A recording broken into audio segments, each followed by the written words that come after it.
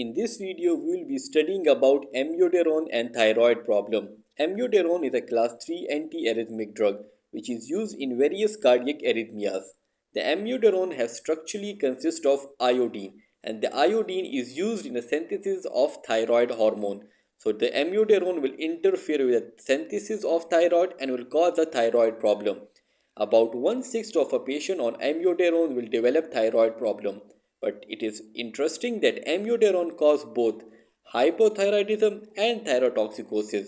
The hypothyroidism is a decreased level of thyroid hormone, mean that the amiodarone will inhibit the synthesis of thyroid gland.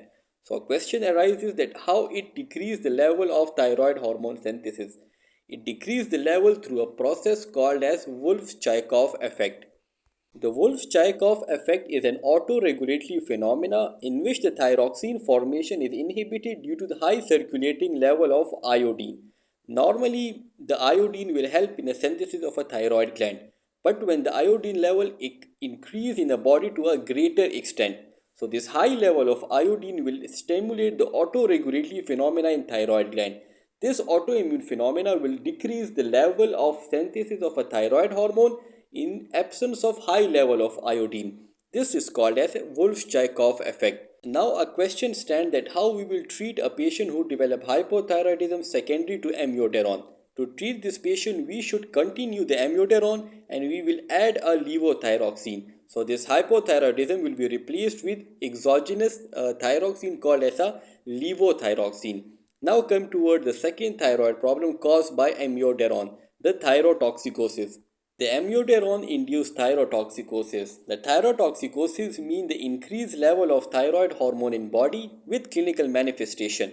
It is divided into two types: amiodarone induced thyrotoxicosis type 1 and amiodarone induced thyrotoxicosis type 2. In type 1 thyrotoxicosis, there is an increased level of production of thyroid hormone due to increased level of iodine. As amiodarone have an iodine content, and iodine help in the synthesis of a thyroid hormone. So increased level of iodine will lead to the increased level of thyroid hormone, ultimately causing thyrotoxicosis. And this phenomena is called as Jod-Wisdorf phenomena. It is an opposite to the Wolff-Chaikoff effect, which cause hypothyroidism in the presence of high iodine level.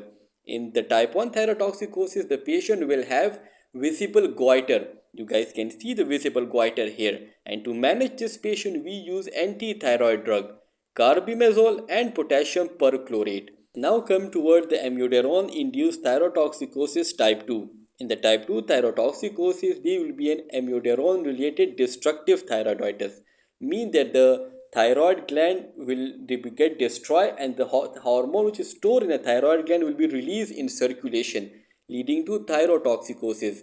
And in this type of thyrotoxicosis, there will be no goiter, and to manage this patient, we use a glucocorticoid, also called as corticosteroid. So it was all about the amiodarone related thyroid problem. If there is still any question, you guys can ask and stay tuned for more update.